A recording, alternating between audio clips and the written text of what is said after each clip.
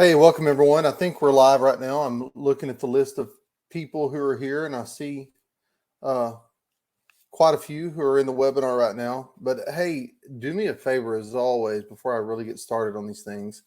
Uh, Go ahead and click on just send me a note in the Q&A part or the chat. Just let me know that you can hear and see me before we get going. Okay, Jeff, hope you're doing well. He says he can see and hear me, so we will go ahead and get started. Our It's been a few weeks since I've done one of these, and the interface that I look at on my side has changed a little bit. I guess this big marker platform changed a few things. So give me a second as I stare around here. I also noticed one thing too. This is really important. My cap's crooked, so I got to fix that. There we go. All right, I think we've got everybody here. So welcome to everyone on this webinar today. My name is Russell Graves, and okay, I've got everything ready to go. Anyway, welcome to today's webinar. It's a wildlife image review. You know, in the past, most of the time, I've done these image reviews before, a couple of times that I can remember. But in the past, it's mainly just sort of slideshow that we go through, and I hopefully teach you a little bit. I'll learn a little bit from you guys on what you guys do. Today is going to be a little bit different. It's going to be kind of a one-way conversation as I go through these pictures. I really waited till the very last minute to download everything. In fact, almost while I was kind of stumbling through at the very first of this webinar, I was still waiting for Lightroom to import all the photos in this week's or in this latest image review. We had a lot of pictures come in just right at the last minute, and I wanted to wait till the last minute before I downloaded everything and just make sure that we had everyone's images in. So before we get started, again, my name is Russell Graves. I am one of the guides at Backcountry Journeys. I'm looking through the list. I noticed a lot of names in there I recognize, like Brad and Jeff and Dana, and I hope you guys are doing well. And but anyway, it's always glad Shelly is here. Lucy's here. Hi, Lucy. It's always always good to be with you guys to talk about photography and talk about just see the pictures you guys are making and talk about the things that you guys are learning and seeing in the field. It's always a blessing to be able to do that. You know, I'm happy to say I think the last time I came live from Hackberry Farm here in Texas, North Texas, it was pretty hot. I think we finally had that summer killer cool front come through a few days ago. It came through, I guess, the night before last, brought with it a lot cooler temperatures. And then today is a beautiful day. It's just overcast outside. And it's cooling off even more. Fall's beginning to show around here in the woods around our farm. And I think we're supposed to get a lot of rain tomorrow. It's been pretty dry here. So I'm pretty excited about the weather. Fall is in full swing. Just got back a couple of weeks ago from the Yellowstone trips that we do up there. We had a good time up there. Saw a lot of really neat stuff. And as always, it's hard not to take good pictures of beautiful places. So we got to see the Grand Tetons and all the Mormon Row and all the beautiful sites around Teton National Park. Back in Yellowstone, all the thermal features as well as a lot of really good wildlife there. Found pikas for the first time. I'd never seen pikas before, but we got a couple of tips about where we could find them and went over to the spot, and sure enough, there was a couple of pikas living in this big rubble pile, and they had no fear of us, and we were able to get just pretty close to the pikas and photograph them just in their natural habitat, being natural, and it was really, really cool. Headed to the Smokies this week, so I'm looking forward to that. I was telling the group the other day that I'm decidedly Southern by birth and by DNA. I mean, almost all of my DNA comes from Great Britain, the British Isles. Almost my entire DNA comes from there. And so my family, when they migrated to the United States, came through North Carolina, came through Tennessee, through Arkansas, and down into Texas before there ever was a Texas. So even though the western states are beautiful, I really, really love the Smoky Mountains because it feels almost like home to me. I love the southern culture there. I love the Appalachian area, the mountains.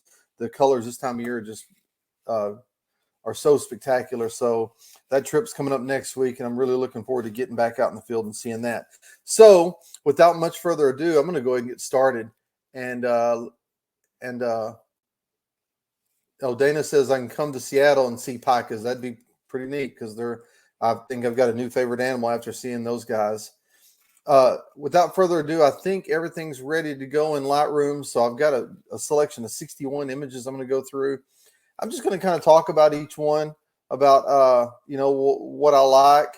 I'm not very good at talking about what I don't like because I understand how hard wildlife photography can be. So I'm not Gordon Ramsay and I'm not Simon Cowell off American Idol. Don't expect me to just really flame anybody on their pictures. I'll talk about kind of the positive attributes and what I think can be improved, and just look at some great images, hopefully. So let me get over here and share my screen. I've just got these loaded up in the Lightroom, and hang on one second. I've got these loaded up in the Lightroom. So really they're in no particular order at all. I just need to share my screen with you so you can see it. Here we go.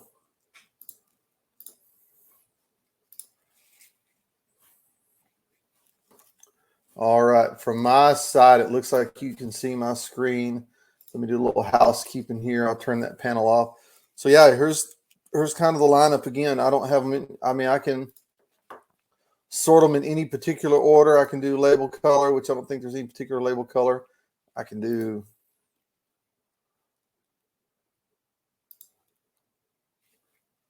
I'll just do by pick. That just kind of puts them in a random order. So before we get started, what we're going to have to do here, when I'm giving more of a PowerPoint type presentation, I can see your questions along with my screen at the same time. When I'm doing a presentation where I'm sharing my screen like this, I'm flying a little bit blind because I can't necessarily see your questions as they sort of pop in. I can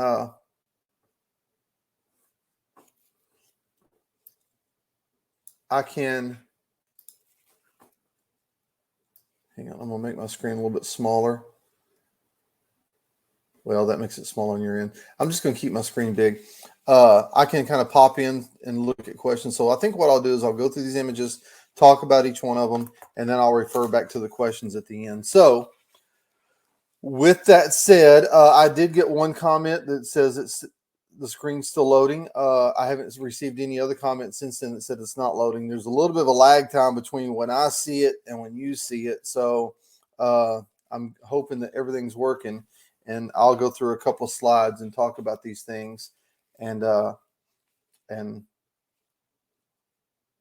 talk about these pictures, and I'll check back in a minute, make sure everybody can see anything. So let's go with this first one. This is little red fox. I've actually seen that fox before, and I think I know, looking at the list, who might have taken this picture, because I think this is the same fox that we had there in Tuxedni Bay in Alaska. I first noticed this fox when I was at the cook camp one morning getting coffee ready for everybody, and I started seeing tracks around the area where a fox had snuck in under our electric fence and was kind of sniffing around looking for something to eat. We had all the food secure. He didn't find anything to eat, but he was curious enough. And when I left for a couple of days to go get another group, this guy showed up in my absence. And I think that's him, if I'm right. So if this picture is yours, tell me if I'm right or wrong about that. But looking at this picture, there's a couple of things I really like about it. Number one, really good use of the rule of thirds. And I'm going to go over here to the develop module so I can use some of these tools to talk about these pictures. So in the rule of thirds, there's actually the grid line that comes up there. It's rule of thirds is not an exact science, so it's just kind of a guideline. But I think this guideline is followed well. I guess technically, the animal's eyes ought to be where the grid lines cross, but to me, this is a little bit better composition, just because it gives a little bit of space, just enough space on the left side there of the picture to give the animal a little bit of room there. Love the pose. Love the fact that it's looking back at the photographer, and again looking at the picture here. It looks just tack sharp. So really, the light's great in this one. I don't have a whole lot of comments otherwise, as far as how it can be improved. So this is a pretty nice job. So before I go any further, I'm going to pop back to this window, and everybody says it's working. And Dana says I am correct. So yeah, it's a nice shot. I just wish I'd have been there to take the same shot. Let's go to this next one. This looks like, I can't really tell the species of this. There's, with almost every wildlife photo, there's two things that can improve them a lot. And I think both of those things apply to this shot here. Number one, I think get as low as angle as you can. I don't know if this is that case, if you could have gotten any lower when this picture was made. But if you can, I always try to get, a rule of thumb for me is either be at eye level or below with any animal I try to take a picture of. It's not always possible, but it's something that I strive to try to do every single time. If I can get that low, I will get that low. If I can't, if there's some kind of barrier, or, like the other day when we were in Yellowstone, we saw a bear on the road below us, and there's just no way we could have got down to it. I'll take the picture anyway. But in this case, I think a little lower angle would have helped improve this picture. And the other thing, really, it's an easy thing to do. Easy thing in terms of timing, not always easy in terms of when the wildlife's going to show up, but just time of day. This shot here looks like it was probably taken towards the middle of the day. I don't know if this will tell me in the metadata or not. Let me look back at this. It does not say what time this picture was taken. But time of day, earlier in the morning, later in the afternoon, always makes the light look more flattering. This picture here is just really soft light, and you can tell the difference in the lighting between this picture and this picture here. And so lighting makes a big difference. Angle makes a big difference. This picture here, a little more eye level with it.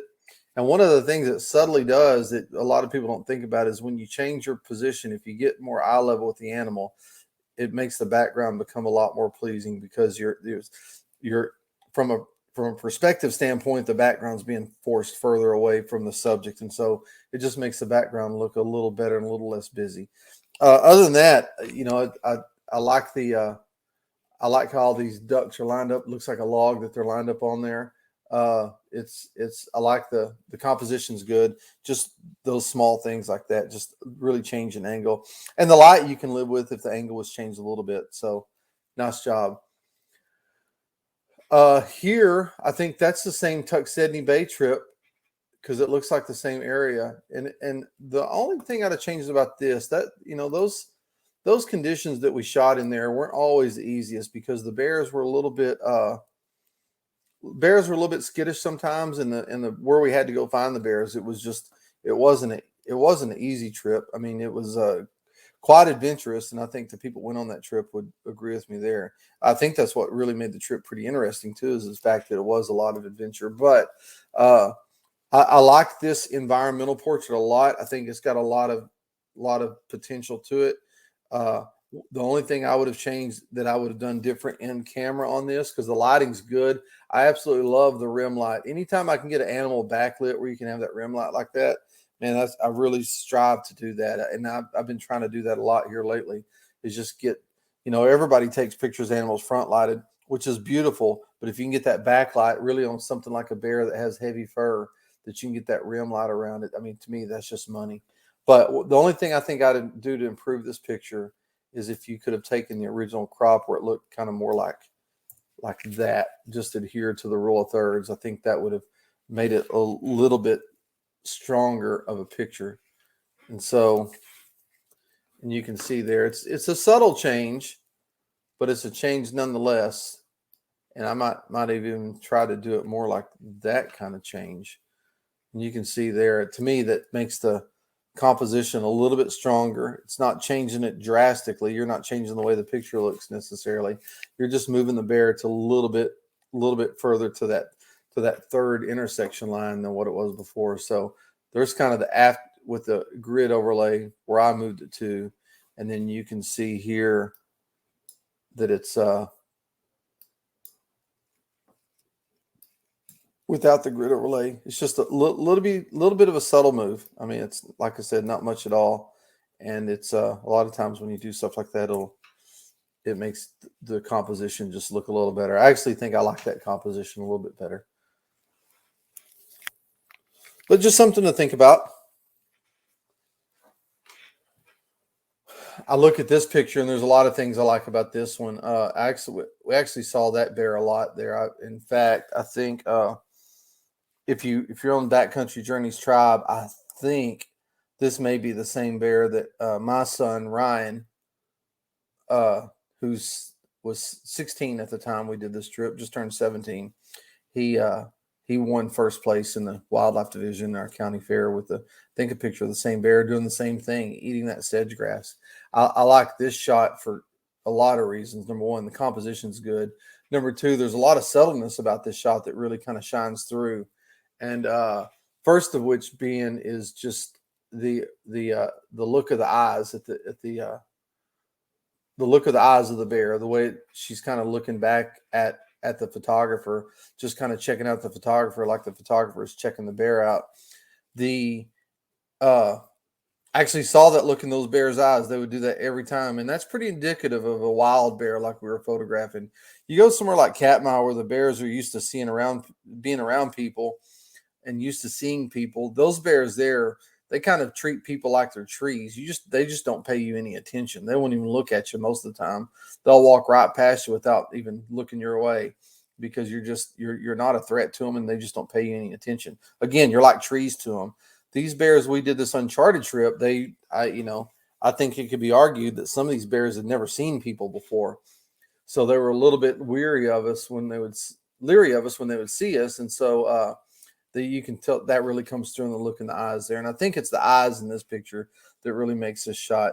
The other subtleties, I think, just the movement in the foot, the far foot is great. The fact that the bear is actually eating some sedges is great. And then we go one step further. If you're there, because this all helps tell part of the story too. But all the insects you see flying up out of the grass. I mean, when we were there at that trip, insects you hear about in Alaska being bad. And the insects, there were a lot of them there. I wouldn't necessarily call them bad because they were more unnerving to see that many bugs fly up when you walk through the grass. But aside from being bit by a few mosquitoes, in my opinion, they just really weren't that big of a bother. But nice job on this shot. And the same way here, this is a great environmental shot. In fact, it's so good. I think it's Tuxedni Bay. I'm not even sure about that, but I think really on this, there's a couple things that could be used to clean it up. I think more than anything, all this grass is a little distracting, and so I would opt for less is more kind of approach and do a crop more sort of like that, where the mountains are really the star. It's just showing, it's a big bear, but you're showing how immense that country is by juxtaposing the bear against the mountains. And so I think with that said, the grass becomes more of a supporting player in the foreground. And so the way the composition was, the grass made about a third of the picture. And so all I would do is, if I was, again, try to do it in the field when I'm there and compose it that way. But if you have to crop after the fact, I might just crop it a little bit like that. But otherwise, good job. And hey, let me say this on the disclaimer. Everything I'm telling you on these pictures, it's just my opinion. And, my opinion, for whatever it's worth, is my opinion. And, the last thing I want to do is discourage anyone from going out and trying harder on their photography. We've all got things we can learn. If you've heard me on webinars before, you've heard me say it a lot of times, but photography in my mind is like golf. The best golfers in the world play the game knowing that they can't play it perfectly, but it's the pursuit of perfection that makes the game worthwhile. And I think photography is the same way. By any stretch of the imagination, I don't do it perfectly, but I think going out and trying again and again and again and working on these little subtle techniques like we're talking about are those things that kind of are going to inch you closer to perfection, but knowing you'll never be perfect. I'll never be perfect at it. It's just, again, what I'm saying about these pictures is my opinion. You get someone else on here talking about them, they may give you a different opinion. And so, but a lot of my opinions too, just to let you know, are based on I do a lot of editorial work and commercial work. So I shoot ad campaigns for a lot of companies and I shoot a lot of magazine stuff. I don't do as much commercial work anymore because I've kind of wanted to get out of that some. That's why it brought me to Backcountry Journeys. I wanted to do more education and less doing corporate work. But the editorial stuff I do, a lot of my creative and composition sensibilities are kind of based around what would look good on a page and what would look good, with text on top of it behind an ad. And that's sort of what, when I start driving, especially compositions, that's what I'm thinking about there is what would, if you could imagine this thing being broken into a with like a big centerfold magazine with a page crease right there, that blazes out beautifully with text on both sides and doesn't overpower it with this grass below. So that's one of the reasons why I talk about composition a lot and moving things around to kind of the extremes. But anyway, nice job on this picture as well. So I'm not sure of the species of whales on this one, but the really cool shot of these whales feeding, and really a cool shot of just the symbiosis of the whales feeding and the seagulls all benefiting from that feeding cycle of whales. Uh, you know, I look at a shot like this. I don't know what you could have done any better to capture this shot. The whales are doing what they do. The seagulls are doing what they do. You can't control the wind, so it looks like the wind was blowing right into your face on this picture. I think the thing that would have been more compelling, and I'm not that kind of guy. I'm just going to mention it. I'm not that kind of guy that says the seagulls should have been turned the other way. Obviously, it would have been better if they'd have been turned the other way, but you have no control over that. So, as a photographer, as someone who's critiquing pictures, I'm not going to critique that. But the only thing I will critique, I'm not a huge fan of a heavy vignette like is on this picture. I kind of like them. A light vignette is good, but something a little heavier with darker corners like this, I'm not a big fan of, but that's just a personal choice. But otherwise, this is a pretty nice shot.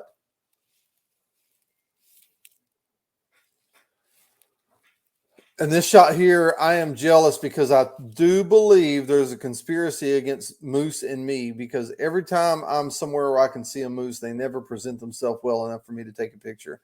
We were in the Tetons a couple of weeks ago, and we saw a couple of different really, really big bull moose, but every time we found them, they were always laying in the shade and they would never get up. We waited with one moose for 2 hours and it just never got up. And so I think there's a big conspiracy against me and moose. But one of these days, I'm going to be able to take a picture like this one right here. This is a nice shot here. I like it for a lot of reasons. One, it's a nice picture of a moose.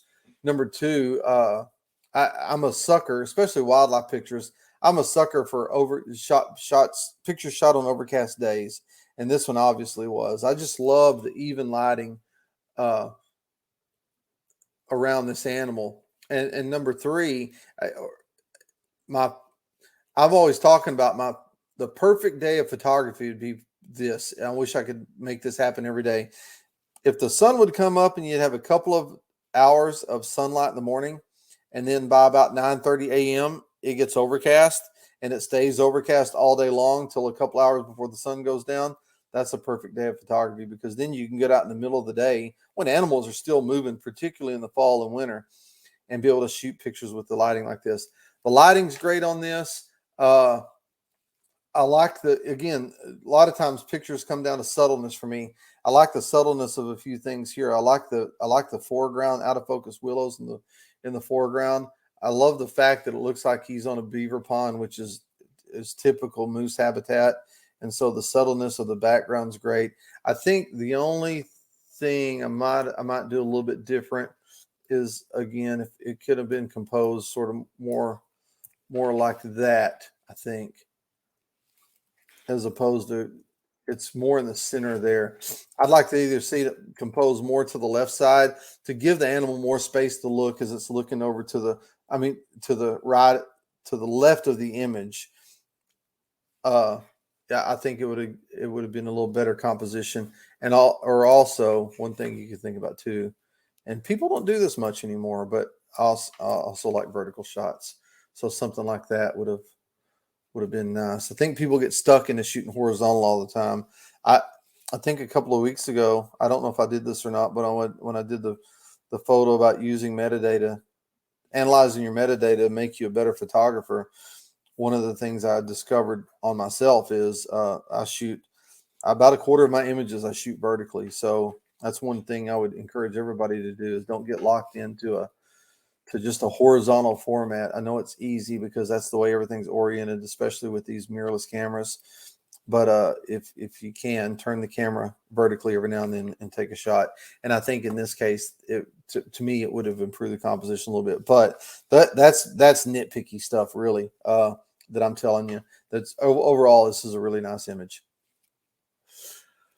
Yep. Orange Diamond Photography. I know who you are, and that's me shaking my fist at you, because those are the shots that keep eluding me. Now so if you look at what I just said, and these are the first time, by the way, I'm seeing these pictures. So when you see them for the first time is the first time I'm seeing them. Literally 10 minutes before this webinar started, I downloaded the folder, imported them into Lightroom, and then I'm looking at them the first time I'm looking at them right now, the first time that you see them as well. So what I was talking about on this one is cropping a little bit of this stuff off to the right and kind of making the composition more like that. So you eliminate some of the stuff on the right side of the picture where you've got a little bit more for the animal to look into on the left side of the picture. That's exactly what you did here. And so that, to me, that's about as good as a composition as you can get with that animal right there. You've got just a little bit of space here, and I like the fact that this pine tree is in front of the bull. It's showing a little bit of habitat, and I like the fact that it's just cut off kind of along the line of that tree. But it's got plenty of room to look into. And again, this is just a good shot of this moose showing good habitat. Some purists may say, well, that's pretty hot in the background.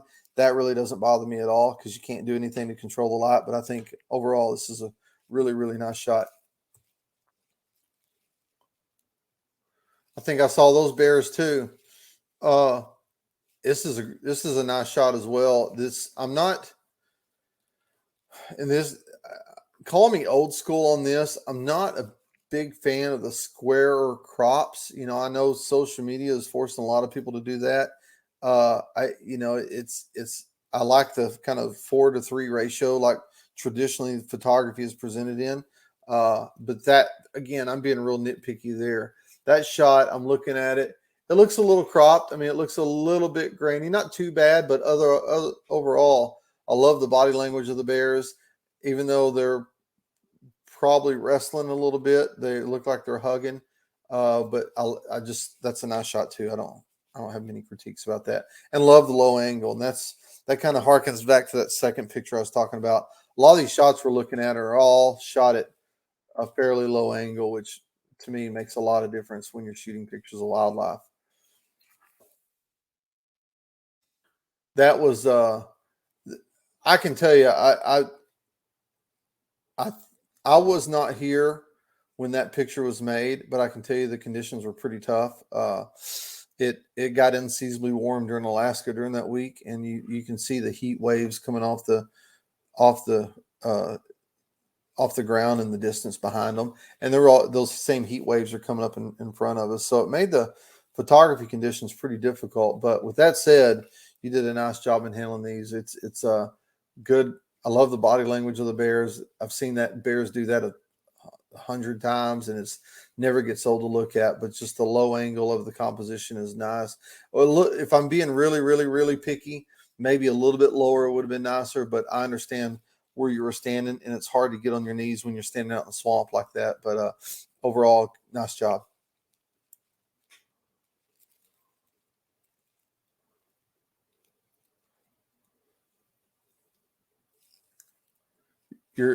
So when I look at this, I'm not pausing. I'm just trying to take in what all's in the picture. I'm not sure about the rope here, or what that is there. That's the only thing that kind of distracts me when I look at this. And I know you can't just go and tie all that out of the tree. That's just part of the deal. But it looks like the bobcat's got him a little cached. Looks to me probably like a mule deer that's got cached underneath this cottonwood tree. But nice job. I mean, I love bobcats, and really, I'm getting excited because it's getting to be bobcat season around here. So I'm getting geared up to start photographing those guys again. But nice shot. It's just these. I'm not going to critique this picture at all, really, because I know how hard it is to get pictures of bobcats, and you did a nice job on this one. I like this picture of this egret. You know, a couple of years ago, I'd never really paid attention to egrets before until I bought a farm that has about a 2-acre wetland on it. And every spring and early summer, we get a lot of egrets flying in to feed in that wetland. And just spending time in the blind and watching these guys and how beautiful they are and how animated they are really changed my perception of them. I like this one. I'm guessing this bird just shook off, and when it did, you see all the bits and pieces of feathers on it, but I think that sort of adds to it. This also, the composition on this is nice. The soft lighting is nice. This is really instructive on how you should do pictures of wildlife if you can when you've got overcast skies. The least interesting part of this picture is the sky here. I mean, it's just a gray sky. So anytime when you're taking pictures of wildlife on overcast days, you're doing yourself a favor if you try to eliminate as much sky as you can out of it. And so, by the way, this composition was made. It looks nice because even though the sky is not a prominent part of it, there's just enough to kind of put everything in context of where it is. And again, a lot of these pictures that I look at, they're all about these subtle little clues that kind of put the animal in their proper place in the environment. And so that little sliver of sky is always important to me.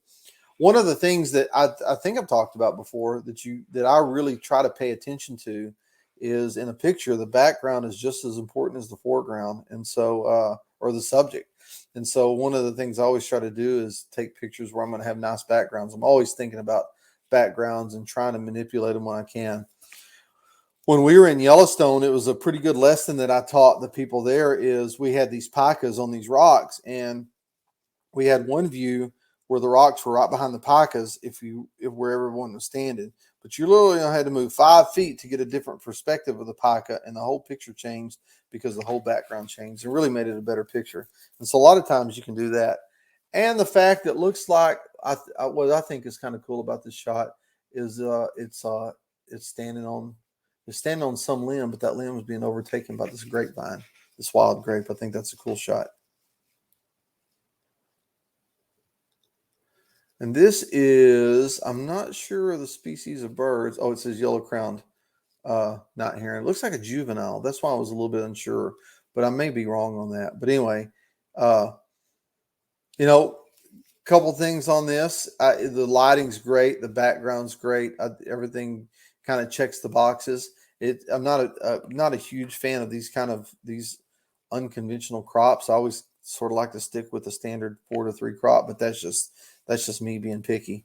But yeah, I don't know if my only thought was, and I don't know this, so this isn't a critique, I'm just thinking out loud, was when that bird was sharpening its beak, did it do it on the other side of the limb too, or just kind of do it on that single side?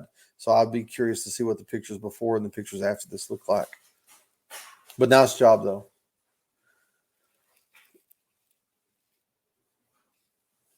I like this shot too. This was I'm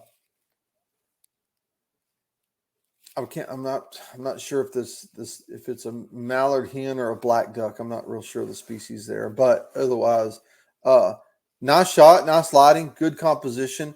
I think this checks all the box composition. And again, I don't know the situation here, so I don't call this a critique, but just a thought for next time. A lower angle might have been a little bit better, but it might have been as low as you can get. So, again, not a huge critique on that one, but nice job too. Same way with this one. A lower angle would work better on this bullfrog when you're taking pictures of those things. I mean, this might have been shot from a boardwalk for all I know, but otherwise, bullfrogs are hard to take pictures of. Right? If you walk outside my front door on our farm here and go to the right, we've got a pond just literally 50 yards from the house, and it's full of bullfrogs. And I go out there and try to take pictures of them all the time, and I can't because they're a pretty skittish animal. But this one, nice job otherwise. And I don't know if you noticed or not, but look at all the little tadpoles swimming around it. So It's those subtle things that make pictures nice. But only thing on this one is a little lower angle. You nailed the exposure. Looks like maybe a little bit of flash was used, which is fine, because sometimes you've got to do that to kind of to light up those dark shadows. But other than that, nice picture.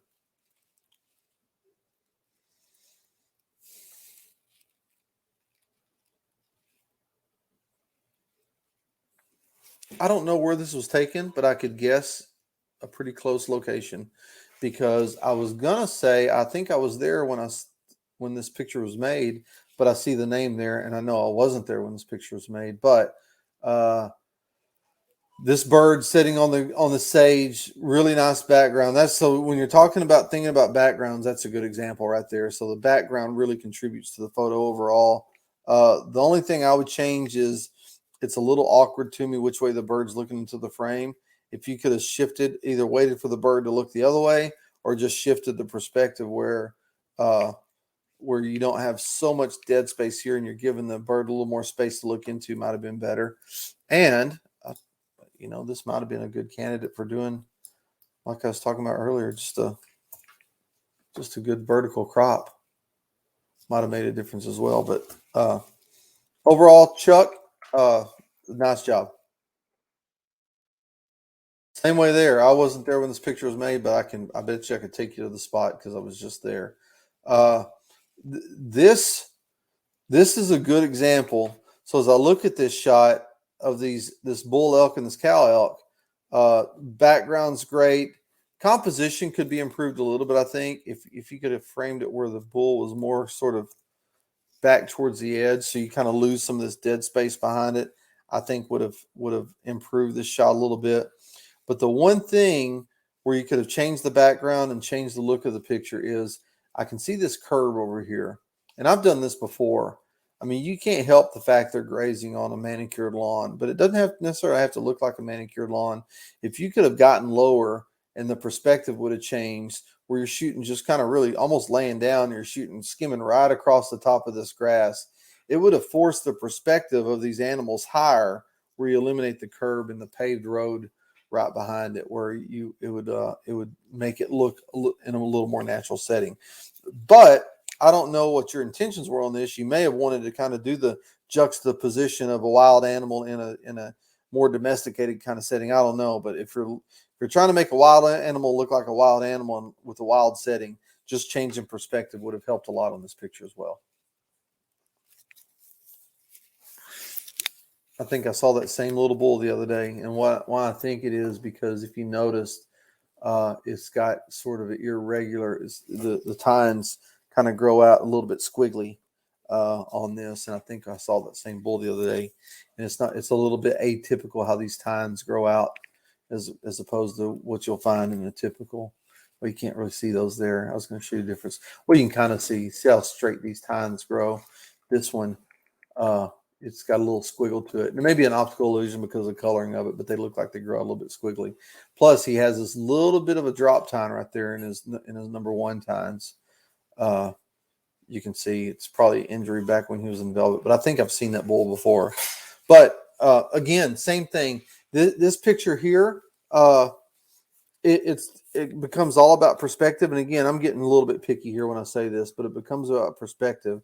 If you could have shot this picture from a little bit lower angle, it would have changed the background, and you would have had a little more separation off the background. I'm going to look at this real quick on the metadata. It doesn't show. Okay, there we go.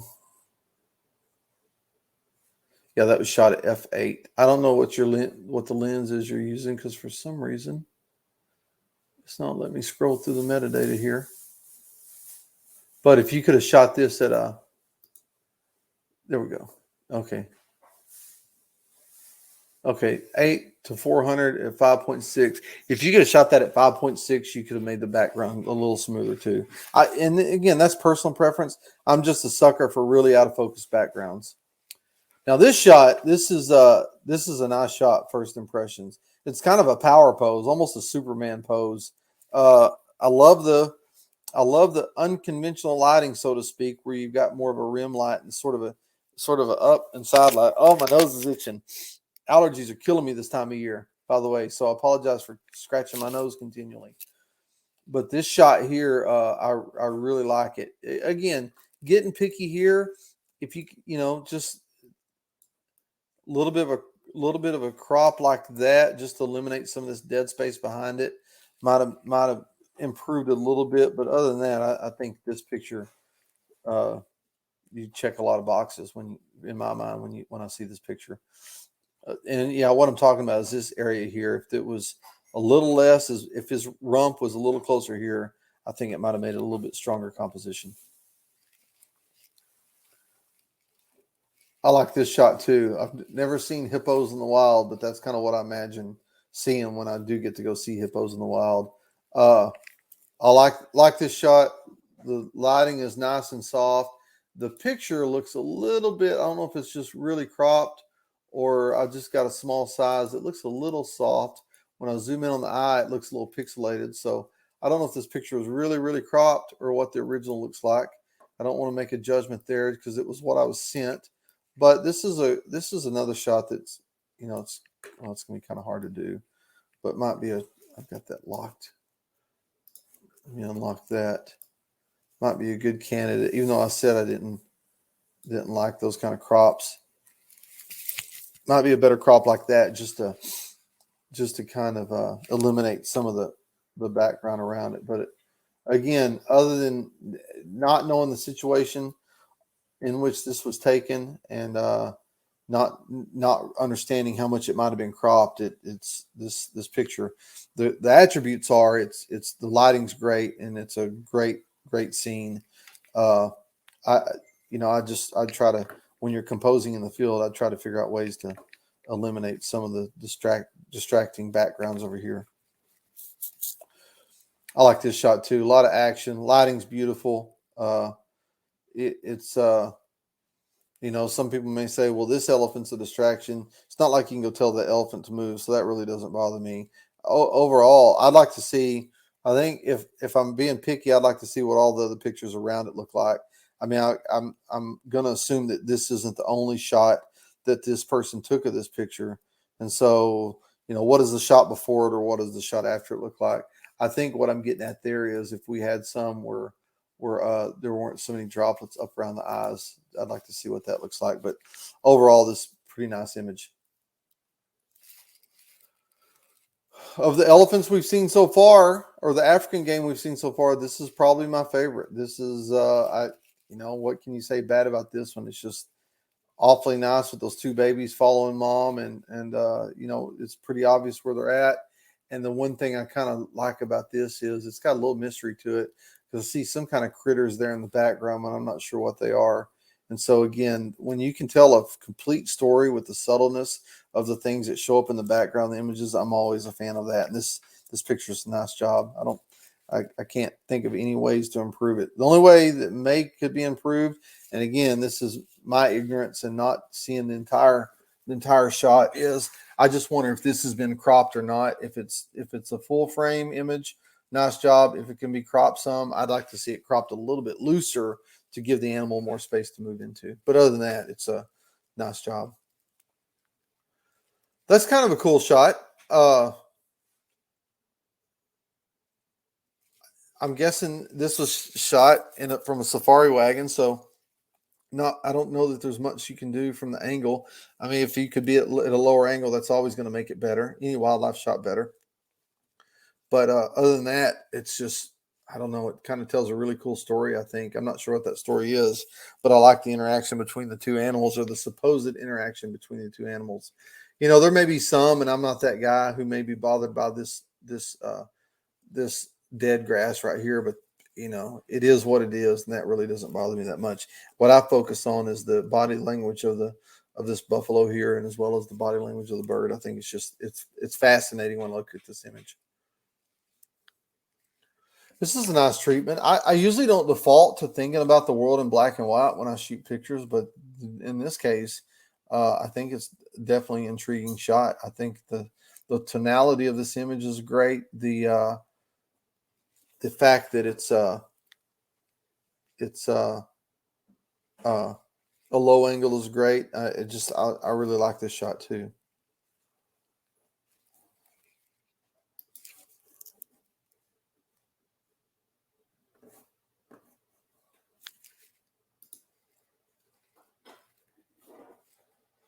This is a nice image as well. I think this shot here, it's just beautiful. Love the colors in it, and the composition's nice, and it's tack sharp on the eyeball of this frog. These are the pictures I struggle with. How do you critique something that's pretty good already? The only thing I'm kind of questioning here is I'm not sure what this artifact right here is. It's a pretty straight line in an otherwise chaotic scene, so I'm not sure what was going on there in terms of the post processing. But other than that, the colors are great, the angle's great. I like how these flower petals envelop this frog around. But other than just that one little thing there, I'm not sure what's going on there.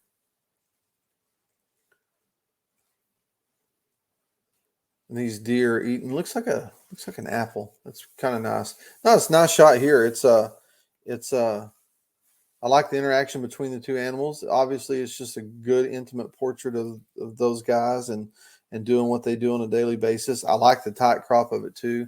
I'm not sure. We've got something going on the side here. I'm not sure what that is, because that kind of leads into what my next thought was, is if it had a little bit looser crop where you could see where it wasn't cutting this deer's ear off, it might be a little bit better, but that might have been impossible because, again, I see something on the right side here. I'm not sure what I'm looking at there, but nice job.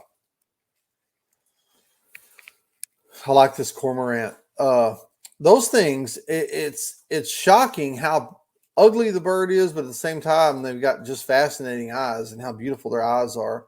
And this shot here, this is when I talk about thinking about the background, this is a pretty good example of it. And whoever took this picture too, I want to commend them for, number one, a good tight headshot that's got ton of detail, and it looks as sharp as it can be.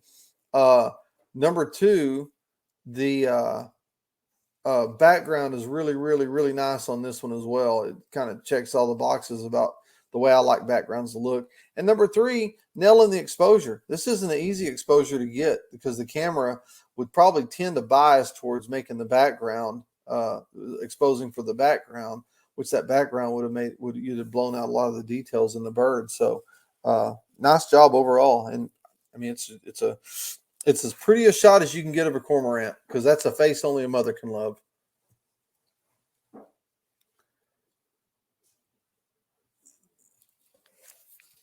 I like this shot because, again, we talk about the subtleness. This cicada, it looks like he just came out of the ground and is ready to come out of a shell. To me, this is a pretty fascinating shot. And I look at this thing and think, I should have been taking pictures like that last summer when the cicadas were coming out here. But a couple of things I like about it. Number one, I like the fact that, once you realize it is a cicada, all that dirt on its snout, on its nose there, really helps tell the story. And another thing, and even more subtly, and I'm probably way too far off in the weeds when I say this, but I think the fact that you can see the world reflected in its eyes just kind of tells a story of emergence, and helps tell the story on how these animals spend their lives. On this particular one, I don't think these are the 17-year cicadas, but they're definitely annual cicadas that come out once a year. So that looks to be one of the green ones, the smaller ones, like we get pretty regularly here in Texas every year. But that's what I'm talking about there. You can see the world coming up around it. You can see the sun and trees and everything else, which I think is pretty cool. And it looks to be sharp. I mean, I guess if I'm getting really, really picky, if I'm getting really, really picky, I would say the only thing I might do is shoot it with a little more depth of field. That's easier said than done. That's shot at f9, so maybe like at f11, f16, something like that. Would have gave you a little more depth of field, not so much to give you a lot of detail in the background, but just to make it sharper from this first edge of the eye, maybe to the other side of its head, and make that head more sharper. But macro photography, I'm still teaching myself that, so it's easier said than done sometimes.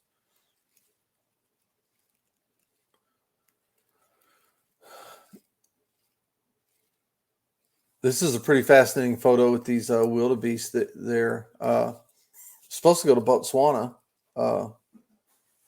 in November, but because of the travel restrictions that we're all still dealing with, that trip got put off till next June. So really looking looking forward to going to Africa and seeing some things like this. This is a nice shot. You can't always control the body language of the animals. I guess if I'm being really, really, really picky, which I'm not, I mean, I don't mean to be, I'm just saying this for conversation's sake. It'd be nice if the animals were looking back at you, but they're not. So we take what we get, and that's a good example of what we get. It's just a good documentary shot of those animals and how they live their day-to-day lives. I really like this one. I like the fact that they're in the grass. Like I've said before, I think the only thing I might try to change a little bit is maybe the crop, make it more like that. In my mind, it does two things when you crop it like that. It eliminates some of this dead space here. Yeah, it might have looked better if the cheetah was over on this side looking back into the frame. But I think more importantly, if you could compose it a little bit differently, the one thing it does do is it eliminates this mainly the main distracting thing in the shot, and that's this looks like a tree up here at the top. But other than that, I'm being really, really picky on that. You can't control where the animals stand.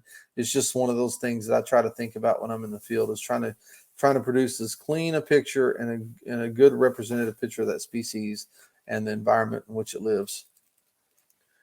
Now we're talking there. That's a nice composition. I like the fact that it's surrounded by grass and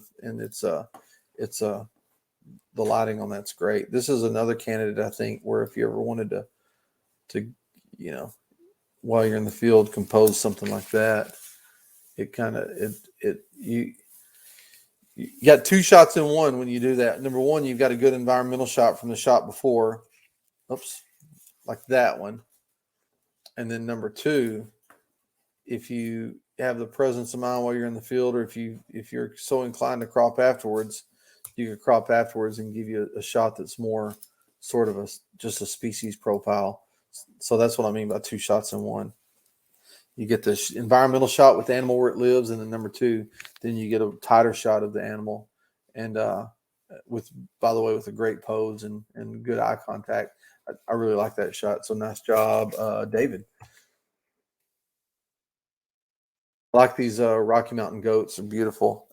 I like this shot. It's a good environmental shot. It's one of those shots that don't have a whole lot of critiques or a whole lot of things to say about. It just shows where the animal lives, and it's a shot that I take 100% of the time when I see something like that.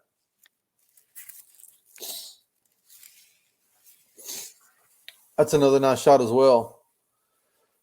That looks like what I'm going to be doing later this afternoon. So we talk about subtleness of these shots and how just the little things makes all the difference. Number one, I think it's cool that you're kind of drawn to this big gorilla as he's kind of hanging out in the jungle there. It looks like against maybe a rock. I think that's a rock or just a hill he's leaning against.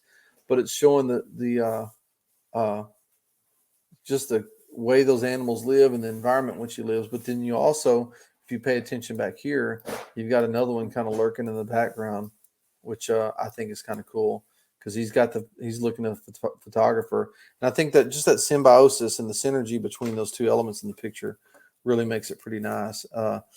Again, getting really picky, just, tighter crop may have been a little bit better, but that's just, again, me being picky for the sake of conversation.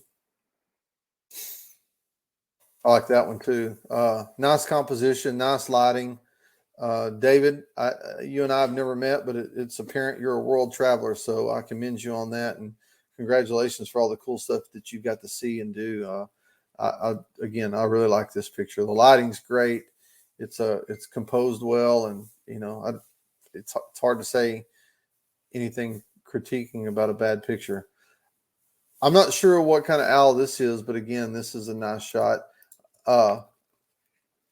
Because owls are another species that's hard to get a picture of. I think if I was going to change it anyway, it might be a crop more like that, just to kind of lose some of this dead space in the bottom, tighten that part of the image up, but gives the animal, from a perspective standpoint, kind of a little more to look into. You can kind of see what I mean there. Just move it more from the center down towards one of the edges of the photo.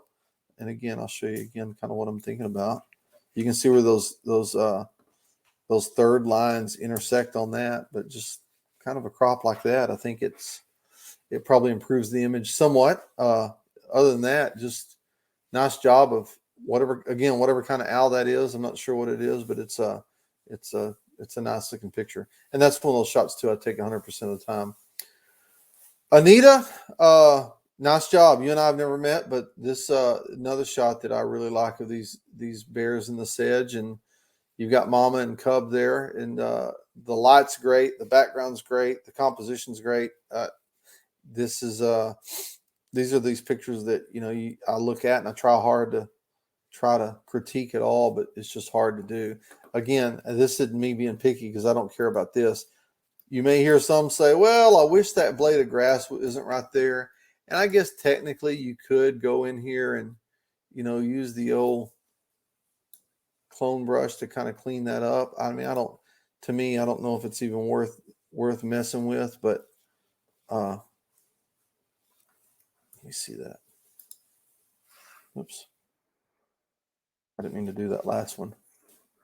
To me, I don't know if it's even worth messing with, but you can kind of clean it up a little bit, but it doesn't bother me bad enough. I mean, like I said, you can do it. You may not want to do it. That's what the original looks like. You may not want to do it, but see, there's with it cleaned up a little bit. Oops. There we go.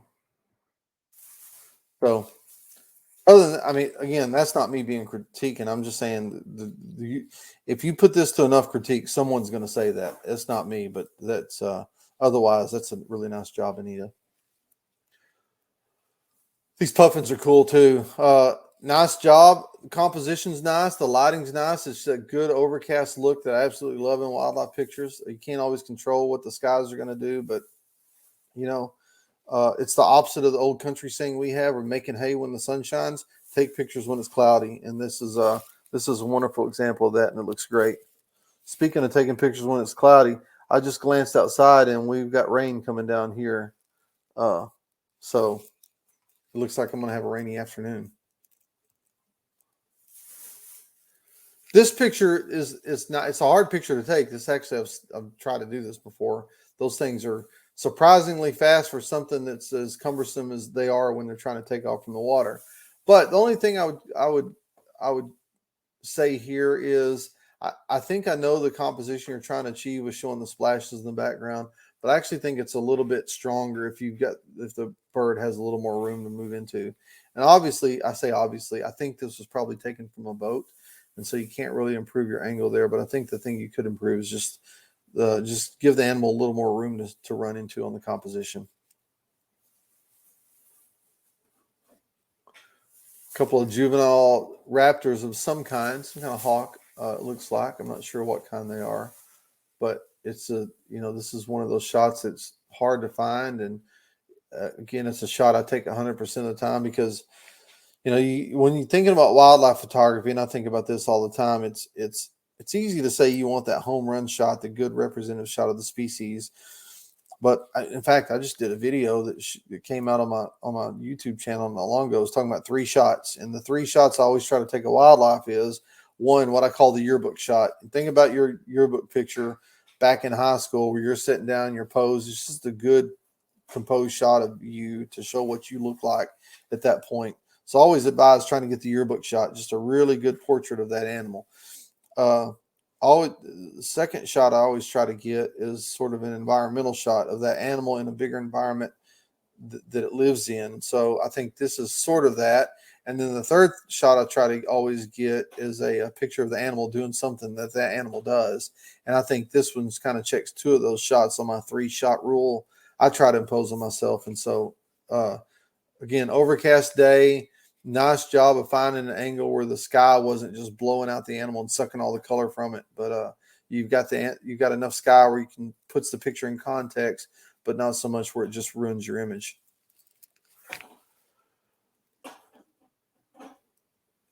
This is a nice macro image. Macro is one of those things I'm trying to teach myself, and this is a beautiful example of what I hope to accomplish as I get involved more and more in macro photography. Good sharp image. I'm going to look at the metadata and see how she took this one. Shot at f13, 105 millimeter lens. So yeah, nice job. I mean, again, if I'm being really picky, like I have been on a lot of these shots, I always think that composition can improve these shots a little bit. And I think probably a crop like that maybe improves a little bit. It still shows enough of the leaf to know it's on a leaf, but it takes it right out of the center like it is right there. If I overlay that that rule of thirds grid onto this, you can see that spider's head's almost center punch. So anytime we can crop them to kind of give a little more room out here and a little less room behind the animal, that's, to me, that's always a better crop. But nice job though otherwise. And by the way, I'm looking at the time. It's 1 o'clock. We usually give an hour for these things. I'm not quitting now. I've got 20 more pictures to go. So if you guys want to stay with me, I haven't been monitoring the questions, but if you want to stay with me, then when I'm done with these next 20 pictures, I'll go back and answer any questions you have. And we can kind of switch back and forth to these. And again, I haven't been answering questions because with my setup here, I can't see your questions and see my screen at the same time. I can see them when I'm doing just a typical presentation, but when I do Lightroom here, I've got to share the whole screen so you can see it well, and it eliminates my need to see pictures. So if you want to hang with me, I'm going to be here for another 20 minutes or so, or however long it takes me to finish, and I'd love to answer any questions you have. If you've got to go, just shoot me an email or something with a question or comment. Sometimes I may be a little late in getting to those emails, but I always answer them. It's russell@russellgraves.com, RUSSELL at russellgraves.com. Send me your question or comment, and I'll be happy to answer them if you have to run. And of course, I think everyone gets a rebroadcast of this in the end. So when you're done, you can hear my comments. But yeah, if you're still in with me, stay with me. We'll finish this up. I was about to go to the next picture, but I forgot to comment on this one.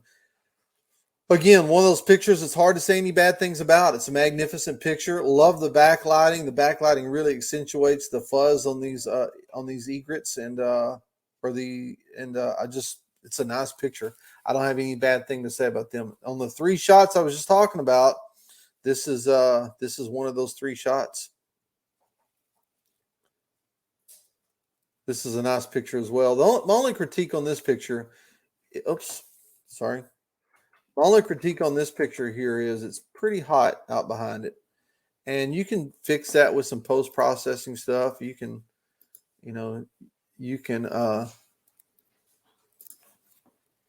I'll just do something really easy. Add a graduated neutral density filter where you can kind of take that background down a little bit and where it's not so glaring. You could do that. You could even use this healing brush and kind of paint it in there. The one thing it does do when you do that, it kind of changes sort of the overall look of the picture, and you might have to go back and readjust some other stuff in there, like brighten it up a little bit. But overall, I think that the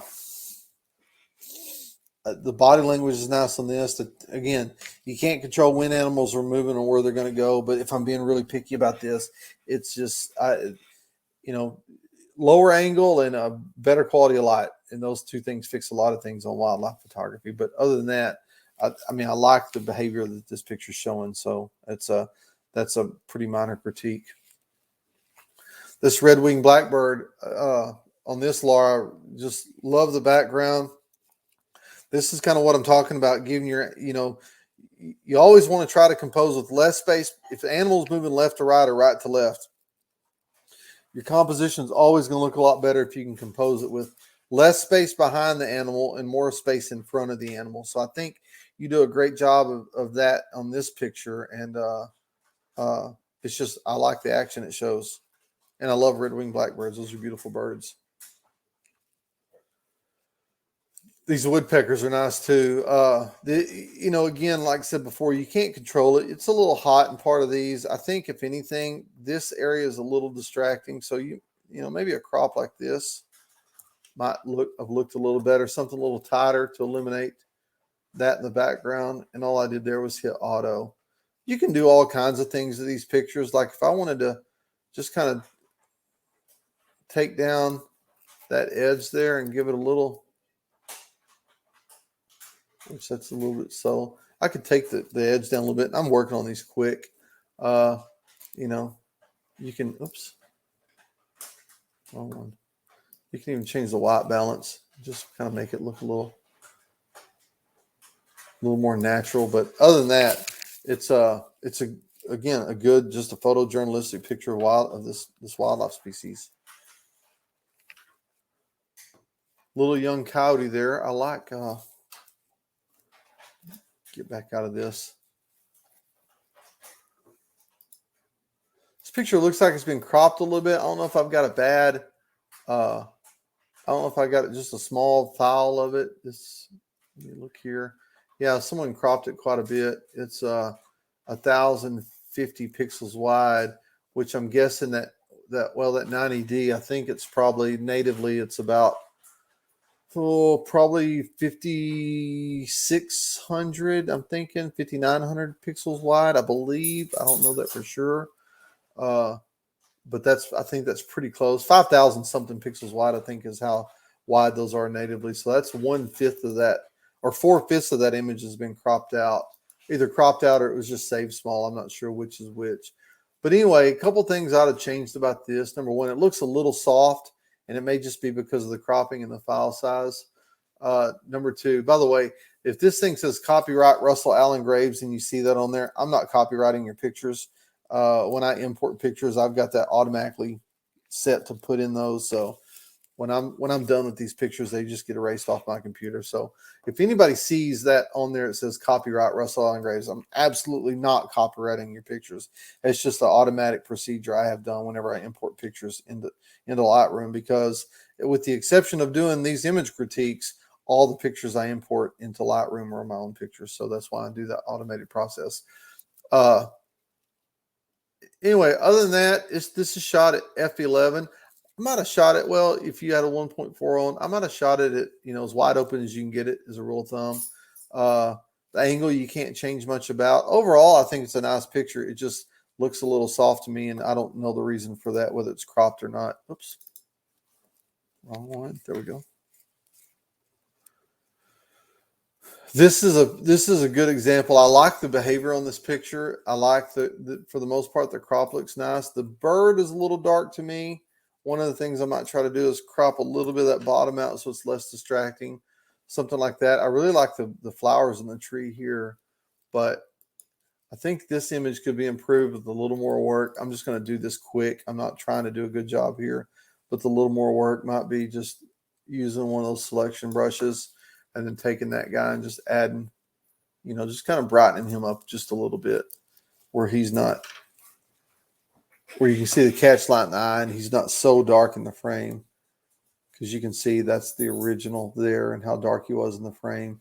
Just something to kind of brighten him up a little bit, to kind of bring him up to speed with the background. Because this is a good example. Probably what happened here is the camera just got the exposure wrong. If I can look at this,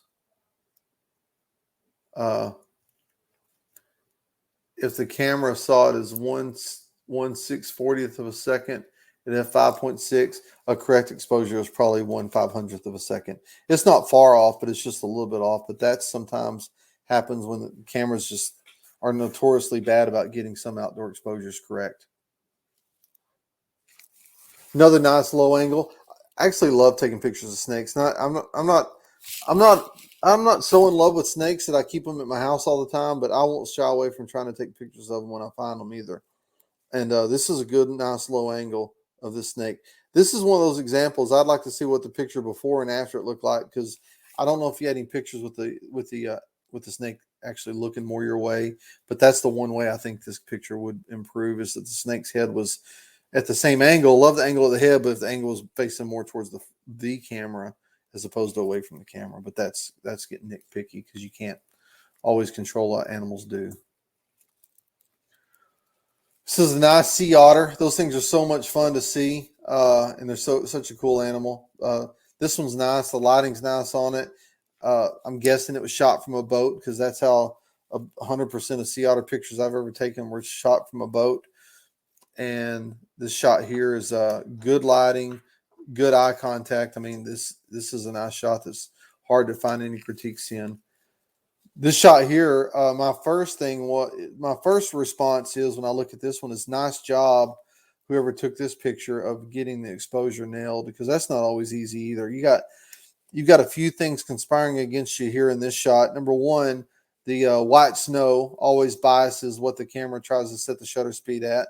Number two, the dark background of the trees, another thing that biases the camera. And the only true mid-tone subject you have there is the moose itself. And so the moose looks good, the snow looks like it should, and the background looks like it should. So nice job on this one. Composition's nice. Again, overcast light. It's nice and soft. These are the kind of pictures I love. Nice job. This is a nice shot too. This is really the light's great on this one. I love the action. I always love it when you can have a foreground element like this. The only thing I changed on this is if you notice the bear, when I put the grid, the bear is just center punched. I think if you start thinking about compositions like that, I think it makes the picture a little stronger, giving it less room behind the animal, more room in front of the animal. And that can that should guide when you're shooting pictures of wildlife. If the animal's moving generally left to right or right to left, always need to think about adding more room in front of the animal, less room behind the animal. And really, you're just trying to give the animal more room to look into. And it kind of helps you eliminate those sort of dead center punched compositions like you see here. And that's I'm not going to call it a mistake. That's a common thing a lot of people do. I judged the photo contest that's here in Texas, probably the biggest nature photography contest in the state. And I, probably had 5,000 images I had to judge. And I was surprised at how many photographers who entered that contest, their first instinct is just to dead center punch whatever the subject is. But this, let me see if I can do this. No, I don't even know what I did there.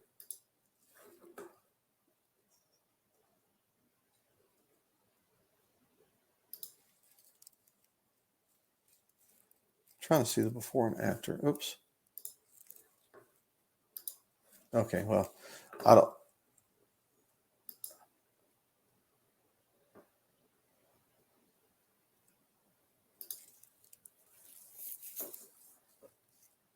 Well, it's not showing me the before. But anyway, you kind of get the picture. So there's the before.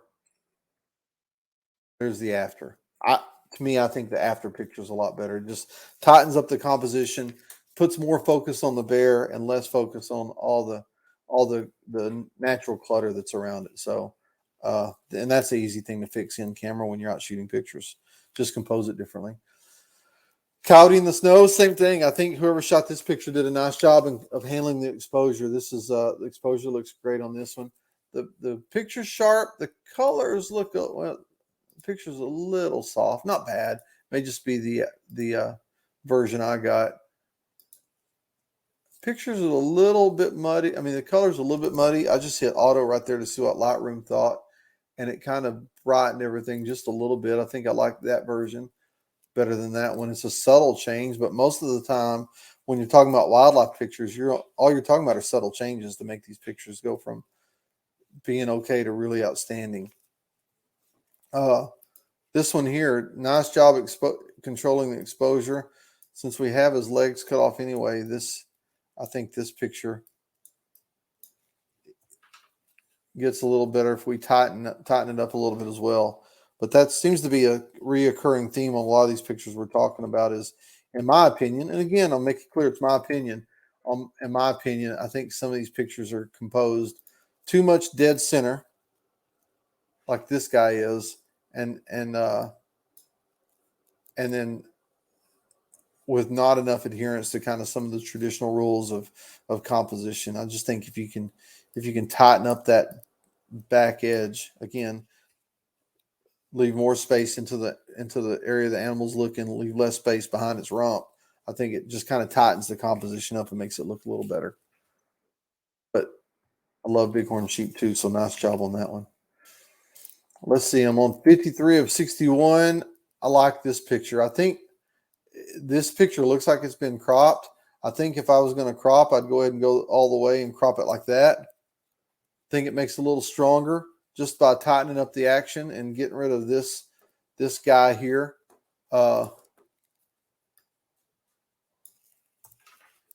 I think that, to me, that makes a little stronger image. I like this one in the background that's kind of checking out for more trouble coming. But these right here, the things that really work about this picture for me is I love the exposure. I mean, I love the lighting. I love the angle of the picture, how it's shot from a low angle, and the background is about as good as they get. So really nice job on this one. I just, again, as we're talking about tightening up compositions, I'd tighten that up a little bit. And I think that, I don't know if, so here's what I don't know. There's the original. I don't know if this one was tightened up, but that's exactly what I'm talking about. That shot, to me, that one checks a lot of boxes on why I like this picture is from a compositional standpoint, lighting standpoint. I think the angle is spot on. There's a lot of good things about this shot here that I really like. And the background's killer on these things. Looks like we got two pictures there. I don't know why that is. You got one that's unedited and one that's edited. So it's the one that's edited just kind of makes the colors pop a little bit. You can see here that all the sliders are in the middle. And if we go one more, it just kind of, again, just subtly moves a few sliders to make the image pop a little better. So I think that's a nice job there. This picture here, the composition's nice. I'm not sure if I've just got an extreme crop or what happened to the file, but you can see as I zoom in there, it's not super, super, super sharp. I don't know if it was really cropped in extremely or what the deal is, but it looks pretty pixelated to me. If it wasn't pixelated, I think, the lot to like about this picture. Composition, lighting is all spot on, but it just looks pixelated to me. I like this shot too of these lines reflected in the water drinking. Nice job. It's a good tight crop. I think that's the lighting is fantastic too, but just a good photojournalistic image of these lines. Somebody speaking my language. I was putting on let's see what that was shot with. It was shot at 100 millimeters. Yeah, I was telling some people the other day, or I would put a picture on, I think on the tribe page, talking about how I love shooting pictures of wildlife at 16 millimeters, and that looks like it. A lot of things I like about this picture too. I like the angle and the background is nice, and it's just whoever shot this picture did a really great job of exposure, and it's just a nice dynamic picture. It's kind of in the same line with these shots here too. That when I dream of pictures, these are the kind of pictures I'm thinking about. That something that's a little bit different angle than you typically see, but nice job overall. We got a string of pronghorn antelopes. These are, I like the symmetry of this picture. I just wonder, and I don't know this, I just wonder if you moved to the left, could you have got them coming more head on or not? But that's being really, really nitpicky. The only thing I am going to be nitpicky about is I look, and it was shot at a pretty slow shutter speed at f11, and I just wonder if that could have been shot. It was shot at 135 millimeters, so that may answer my question. It looks like it was, or shot at 50 millimeters. It looks like it was just cropped in a little bit because it's a little bit soft when you look at it there. At 1/60th at 50 millimeters, you should have had plenty of shutter speed for hand holding. The one thing I might have done would be to just open that lens wide open and don't worry about trying to be at f11. Try to be more like it at f5.6 or even f8 to give it less depth of field and have a higher shutter speed.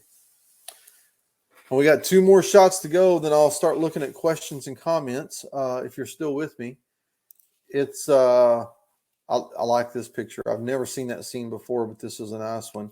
Again, is kind of the reoccurring theme, and I didn't make this up because again, I'm seeing these pictures when for the first time when you saw them, but I think a crop more like that would have been a little bit stronger, just to give less space behind the animal, more space in front of it, and not.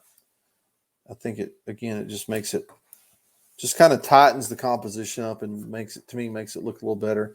Makes the focus more on the animals instead of on the all the sand around it too. But this is a hard exposure to get with all that white sand. So whoever did this shot did a nice job as well. And then I think this is the last one. Almost looks like a mirror image. These they look like iguanas kind of looking at each other. Yeah, I mean it's shots like this. It's obviously in a zoo or some kind of enclosure. It looks nice. I mean, just that intimate view between the two animals. Again, this is a hard exposure too. So whoever shot this one did a nice job nailing the exposure.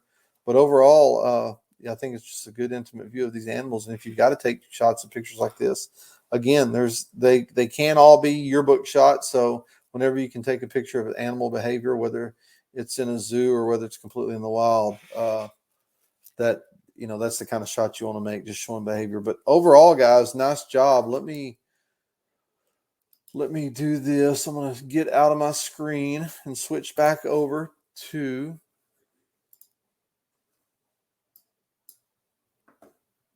okay. Now I can see. Now I can see all the comments. Shelly says the sea lions were in the Galapagos and love the crop you did. Well, that's kind of what I'm thinking about. These rules I'm talking about aren't necessarily hard and fast. They're all, for me, they're all born out of experience. It's just something I've been doing for a long time, and even I screw up from time to time, but they're born out of experience. And they're just and my sensibilities go back to what looks good on a page or what works on a page. It's nothing. There's no rocket science to it, and there's no one's holding a gun to your head saying you've got to do it this way. They're just suggestions I'm making. Again, I told you at the first that there's I'm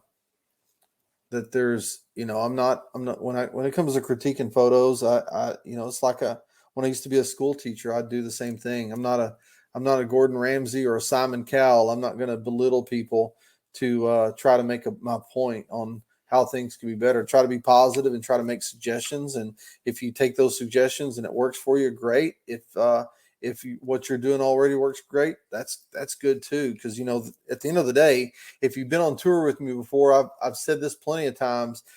It's not like I'm curing cancer or solving world hunger by pushing a button on a camera. So what I do and what I say is not necessarily that important. All this stuff is supposed to be fun, and it's supposed to just be fun to go out and do. And so I try to make it that way. I'm reading through the comments. Jeff, you say you've seen 115 moose this year alone. I'm going to have to take you up on that to come up there. But anyway, I've been just reading the comments. Some of them are specific. Most of them are specific to the images when I was talking to them. If anybody has any questions, feel free to drop them in while we've still got a few more minutes to go. And if not, I'll just give you my email address again if you want to follow up. It's russell@russellgraves.com, russell@russellgraves.com. And again, sometimes it may be a day or two before I answer, but I always answer my emails. So if you have any questions or comments or want to send pictures offline for me to look at and give my thoughts on, I can do that as well. It's just, I've said before and I'll say it again, you're looking at the entire photography enthusiast community of Dodge City, Texas. And so whenever I get a chance to talk photography with people, I just absolutely love doing it. It's been a pleasure, not only getting to know and coach some of you on photography. It's also been a pleasure kind of doing the same thing. My son, whether he knows it or not, is my proving ground on how well a photography teacher I am. And take a minute, and this is Proud Dad coming out, so full disclosure, take a minute if you can to jump on the Facebook page and go to the Backcountry Journeys tribe. If you're not I'm not a big fan of Facebook in general. I think there's too much disharmony that's fomented on that platform. But the one thing I really do like participating in is the Backcountry Journeys tribe. It's the only group I really participate in. And but if you get a chance, go over to the tribe page. If you're not a member of the tribe, sign up to be a member. It's a great community there. And if you and scroll down through them and find my Proud Dad alert, I put on there with my son's pictures, and you'll see that me coaching him are the same things that I try to coach everybody else on. And he's doing really well. I did a webinar a few weeks ago about taking shots that win nature photography contest. And I can't say that I'm a coach to a lot of people, but the one person I am a coach to, my son, he's won every contest he's ever entered. So I'm pretty proud of that fact. And I think it says more about how good a photographer he is as far as how good a coach I am. But I think somehow my influence is wearing off on him. So it's fun to kind of take that knowledge and take that experience and take that love of doing what I'm doing. Again, it's not like I'm curing cancer by pressing a button on a camera, but it's something that I've been doing for a long time and love it, and I love to share it with you guys. So again, I encourage you, if you've got any questions or comments or anything else, just feel free to send them along and I'll answer them. And hopefully we get to see you out on a trip at some point in the future as people start to travel more. I know it's not only speaking for myself, but others at Backcountry Journeys. We've had a pretty busy and successful fall season so far. We've had a lot of great trips and a lot of good people coming out on those trips. Chuck says, see you in the Smokies in a week or so. I'm looking forward to that, Chuck, more than you know. And then Rob says, very much appreciated the criticism and suggestions. I deliberately submitted images where I had my own thoughts and improvements, and your comments confirmed them valuable and valid suggestions. Well, I appreciate that, Rob. Again, I just try to give good, helpful suggestions and try not to be discouraging at all. So if you have any disagreements with me, that's fine too. Because again, I don't necessarily believe that everything I know is sacrosanct. I can always improve myself. All right. Well, Gary, I appreciate your comments. Mary, I appreciate your comments. I appreciate everyone's comments. And I think if that's it, just feel free to stay in touch. I'm going to sign off for today. It's 1:30. We went a little bit overtime today, but that's fine. But I appreciate everybody hanging in with me. And Brad, hope you're doing well. But anyway, take care, everyone, and hope to see you again soon. Thanks.